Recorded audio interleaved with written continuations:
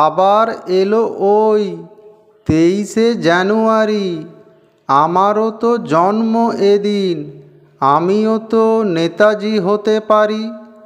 তুমি কেন মা পড়তে শুধু বলো, নেতাজির কথা বললে কেন এড়িয়ে শুধু চলো? আমিও যে চাই মাগো নেতাজির মতো হতে, দেশের জন্য কিছু করে প্রাণটাকে বলি দিতে।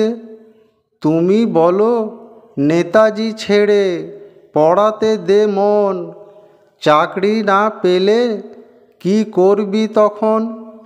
আমি বলি মা, চাকরিটাই কি জীবনে সব?